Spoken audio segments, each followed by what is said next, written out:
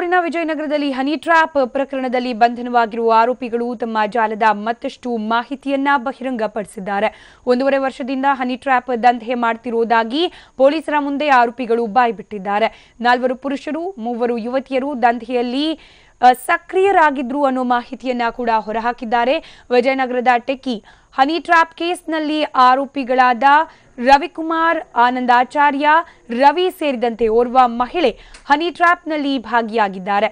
ದಂಧೆ ನಡೆಸಲು ಮಾರಿನಹಳ್ಳಿ 11ನೇ ಮುಖ್ಯ ರಸ್ತೆಯಲ್ಲಿನ ಬಿಬಿಎಂಪಿ ಕಚೇರಿ ಮೇಲಿನ ಫ್ಲೋರ್ನಲ್ಲಿ ಹನಿ ಟ್ರ್ಯಾಪ್ ದಂಧೆಗೆ ಪ್ರತ್ಯೇಕ ಆಫೀಸ್ ಅನ್ನು ಕೂಡ ತೆರೆದಿದ್ರು ಅನ್ನೋ ಮಾಹಿತಿಯನ್ನ ಬಾಯ್ಬಿಟ್ಟಿದ್ದಾರೆ.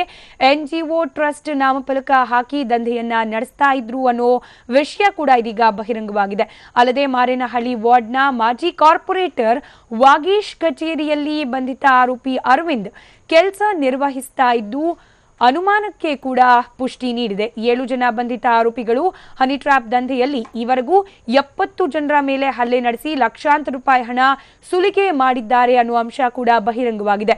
200 ರೂಪಾಯಿಂದ 2 ಲಕ್ಷ ರೂಪಾಯಿವರೆಗೂ ಕೂಡ ಹಣವನ್ನ ಸುಲಿಗೆ ಮಾಡಿದ್ದಾರೆ.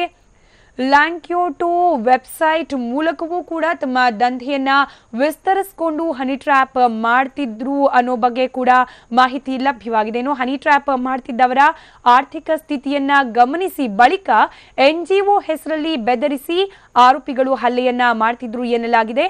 ಹಲ್ಲೆ ಬಳಿಕ ಡೆಬಿಟ್ ಕ್ರೆಡಿಟ್ ಕಾರ್ಡ್ಗಳನ್ನ ಕಸಿದುಕೊಂಡು ತಮ್ಮ ಪೇಟಿಎಂ ಅಕೌಂಟ್ಗೆ ಹಣವನ್ನ ವರ್ಗಾಯಿಸಿಕೊಳ್ತಾ ಇದ್ರು. ಹನಿ ಟ್ರ್ಯಾಪ್ಗೆ ಒಳಗಾದ ವ್ಯಕ್ತಿಗಳ ಫೋಟೋಗಳನ್ನ ಕಚೇರಿ ಕಂಪ್ಯೂಟರ್ನಲ್ಲಿ ಸೇವ್ ಮಾಡಿ ಇಡ್ತಾ ಇದ್ರು.